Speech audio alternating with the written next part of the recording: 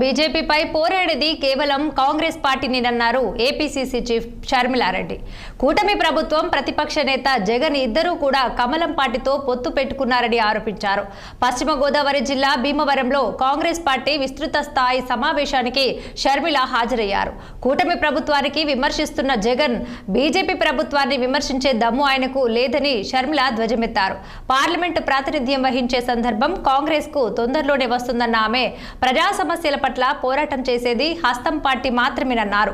జిల్లాలో కాంగ్రెస్ పార్టీని మరింత బలోపేతం చేస్తామని తెలిపారు వైఎస్ షర్మిలారెడ్డి.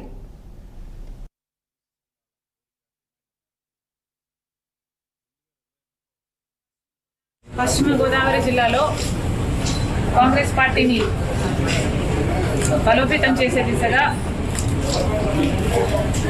ముందు ఏ కార్యక్రమాలు చేపట్టాలి, ఎలా ముందుకు వెళ్ళాలి, ఏ ఇష్యూస్ టేకప్ చేయాలి, ఇవన్నీ డిస్కస్ చేసుకోవడానికి కాంగ్రెస్ పార్టీ అధ్యక్షురాలిగా నేనే పశ్చిమ గోదావరి జిల్లాకు రావడం జరిగింది.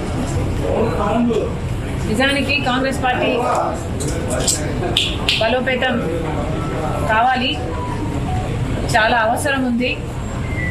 ఈ అవసరం ఒక కాంగ్రెస్ పార్టీకే కాదు, నిజానికి మన రాష్ట్రానికి. ఎందుకంటే ఈరోజు ఒక కాంగ్రెస్ పార్టీ మాత్రమే బీజేపీని ధైర్యంగా ఎదురించగల సత్తా ఉన్న పార్టీ ఒక కాంగ్రెస్ పార్టీ మాత్రమే. అధికారంలో ఉన్న చంద్రబాబు గారైనా, జనసేన అయినా, లేక ప్రతిపక్షంలో ఉన్న జగన్మోహన్ రెడ్డి గారైనా అందరూ బీజేపీతో అక్రమ పొత్తులు పెట్టుకున్న వాళ్ళే, అందరూ తొత్తుల్లా మారిన వారు, అందరూ వాళ్ళ స్వార్థాల కోసం రాష్ట్ర ప్రయోజనాలను తాకట్టు పెట్టిన వాళ్ళు. బీజేపీ 11 సంవత్సరాలుగా అధికారంలో ఉంది. ఒక్కటంటే ఒక్క విభజన హామీ కూడా ఇంతవరకు బీజేపీ ఆంధ్ర రాష్ట్ర ప్రజల చేతుల్లో పెట్టింది లేదు.